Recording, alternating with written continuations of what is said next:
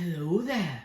This is LEGO Dynasty, and today I'm bringing you guys my review of the LEGO Star Wars Obi Wan Kenobi vs. Darth Vader. It is set number 75334, comes with 408 pieces, and is rated ages 8 and up. Now this set retails in the United States for $49.99 US, and in Canada for $64.99. Now without further ado, let's kick off this review, starting with the box. So of course, this set is based off of the recently released, well, I guess it's been out for quite some time now, the Obi Wan Kenobi series, and I believe this scene that this set is based off of is from Episode 3, where Obi Wan and Darth Vader finally meet again, and it doesn't go well for Obi Wan Kenobi. Slight spoilers, but again, it's been out for a few months now, so I mean, if you're watching this video, I'm sure you've seen the Obi Wan Kenobi show. Apologies if that is just an assumption, but you can see has some great minifigures. You got Obi Wan Kenobi, which is a brand new version of the character, not the same one we get in the Inquisitor shuttle. Darth Vader, but he's generally, I think, exactly the same for what we've seen before.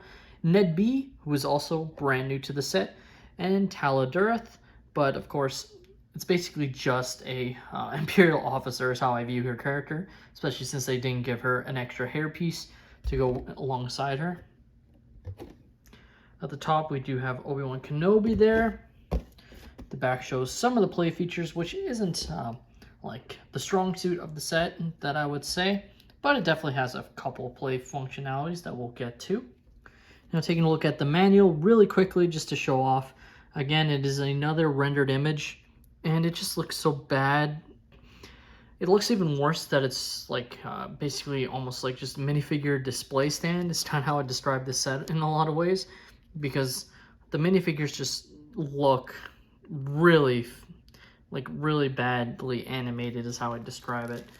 Now, of course, there are some extra pieces which I've placed in this Ziploc bag real quick, so you can see there's a couple, lightsaber hilts, a brick separator, some other somewhat useful parts. Pretty typical to get these extra pieces. You do have the extra Vader's mask piece, which is kind of nice, I guess, but that's pretty common.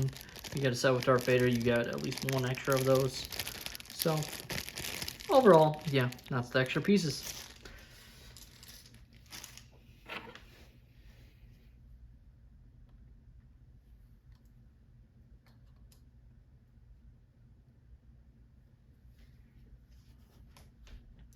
First up, we have for our minifigures, Obi Wan Kenobi, and I gotta say, he looks really good. He's got some great leg printing. The back torso print isn't the greatest, and again, they've gone ahead and printed the hood piece.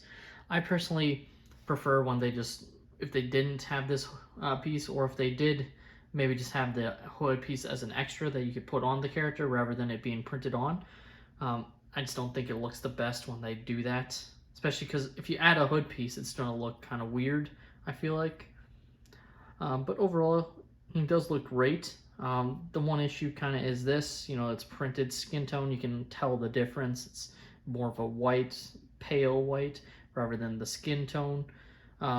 That's pretty typical for any of those printings. They won't match up, but it's been happening for years. So the fact they still haven't been able to nail it at all is kind of disappointing. Now he's got the nice hairpiece, and he does have a double-sided face there, of him being more angry, kind of a fighting face. He looks, overall, this is a great Obi-Wan minifigure. For sure, I think I prefer this version compared to the one we got in the Inquisitor shuttle, personally. But overall, I think it's just a great addition. Next up, we have Darth Vader, and I gotta say, he looks excellent. Love that they gave him the extra detail with the arm printing. It just looks perfect, I gotta say. The leg printing is also great, and the belt printing as well that goes down is okay. I think they could have probably added a little bit extra detail, but overall, I think it looks great. Taking a look, you can see the typical back printing there for Darth Vader. Looks very good. And you can take off the helmet to reveal the more of the Anakin Skywalker style face. It's definitely a bit younger looking compared to what we're used to for Darth Vader, so this is really the only difference in the Darth Vader characters from what we've gotten before.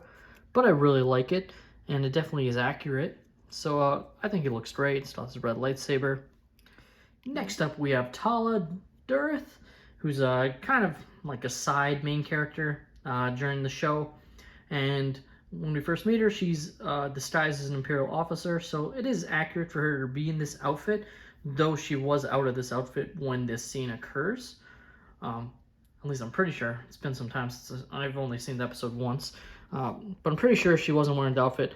And I think one of the only other things I would have liked is if they gave her like a hairpiece, just so you could differentiate. Because to be honest with you, I'll probably just put this as like an Imperial officer rather than specifically Tala, because I recognize her look more when she's not in this Imperial outfit, since she's only in the outfit for a short period of time.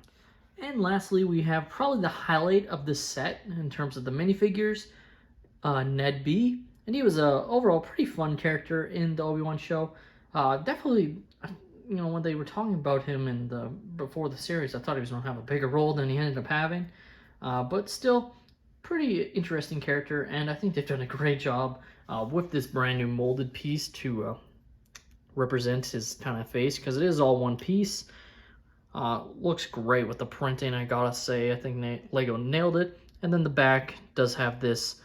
This is a printed piece, not a sticker. There's actually no stickers in this set at all, which is very awesome to see. And this looks great with the detail there. Just looks perfect. Really, really love this piece. Like this figure alone will probably go up in value, because he was a fun character, and I just think he's really good. It's a really good minifigure. It's got the very great looking leg printing, which looks, like I said, just looks great. And I don't know if I showed the back. It's just a regular black torso over top. And the only thing I dislike is I think they probably could have had some printing detail here to represent how it's a sort of robotic. But they, I guess, wanted to save on the costs. But I do think they could have added some extra detail in there rather than it just being plain black. Now, taking a look at the set, you can kind of see it is kind of just a pretty basic set overall. It's definitely not one that you'll write home about, but it's not the worst set that Lego's released, you know, ever. That's for sure. But it's definitely like not one that's like, oh, I'm sure kids are gonna be going off the shelves to want this set, just because it looks so plain looking. I think. Based on the scene they chose to do it on, it makes sense. I actually think it makes more sense than for them to do this scene compared to the final duel Obi Wan and Darth Vader have on the show, because you also get some great additional characters. But it just feels so plain. I feel like they maybe could have made it bigger, or maybe had this been based in the village or something. You know, they're not always the most accurate with their, you know, when they make sets about where certain aspects are. So maybe they could have made this, you know, the workshop, and had it been, rather than how it is in the show, just Darth Vader trying to get into the workshop type thing. I'm not really sure what else they could have done, but it definitely is just, it just is sort of plain looking. And while it will look okay on display, it's definitely not like my favorite display. Like when you can look at like diorama sets, which look far better than something like this, and this is really, to me, trying to be almost like a play scale diorama.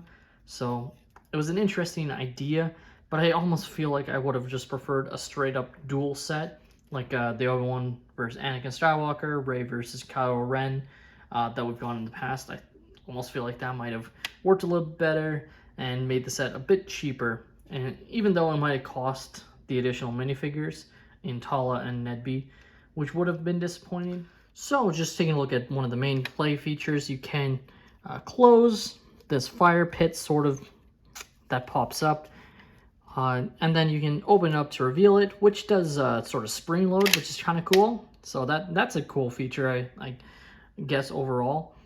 You also have these, you know, tiles that can turn to represent them dueling, so you can kind of play around with their lightsabers in that sense. Kind of reminds me of sort of like, this is definitely what they've taken from their other duel sets, where you could sort of turn the characters to have them duel. So you can kind of enact it like that, which looks okay. You can also, I mean, I guess I have Obi Wan on the wrong side. In basically reenact where the fire starts landing on him by, you know, flipping this to spill out the fire. And they're not held perfectly well. As you can see, it's a little sort of speeder thing with these little studs, and then you got these parts.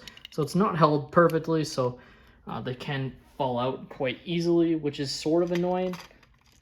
Now there is some decent detail. You can open this up to reveal some more, you know, fire inside there, but it is, you know, stuck, so you can't like play around with it in that sense. But overall, that's basically it for the play features. Is just those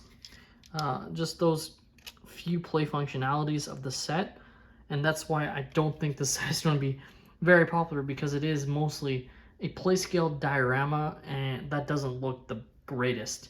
Like, I personally prefer the Obi-Wan versus Anakin Skywalker kind of diorama-ish, you know, dual set that we got a couple of years ago now to this in terms of its look. Even though it isn't as like large as this set, I think it just, the functionality is a lot better than what we got here overall. And while I do think this, you know, spring-loaded aspect is kind of fun, you know, to represent the fire, it doesn't look like fire, you know. It's kind of what it comes down to. It just looks like orange cheese slopes, and basically you're supposed to pretend that Obi-Wan's being, you know, thrown into the fire, essentially, and it just, I see what they were trying to represent with it, but it just doesn't fully work or look that good overall. The Obi Wan Kenobi vs. Darth Vader set is overall a very expensive set for what you get. Well, you get a lot of pieces. The pieces overall kind of create this, just saying it, kind of ugly display that overall has very limited play functionality, and while it has some very good minifigures, I don't think the minifigures alone are enough to justify its pretty high price tag for what you're getting. And while, yes, price per piece isn't the greatest metric, you know, looking at, you know, a $50 set here, I don't think this set is worth $50 whatsoever. This is a set that, even if you want the minifigures, I would either buy the minifigures separately, which I normally wouldn't do, or I would wait for it to go on discount, because I don't think this set is going to be overly popular, especially with kids, just because I don't think it looks that interesting. Now, that being said, that's all my opinion, so let me know your thoughts on this set in the comments down below. Am I being a bit too harsh on this set? Are you guys a fan of it? Let me know in the comments. Please leave a like and subscribe if you have enjoyed, and have a great day, everyone.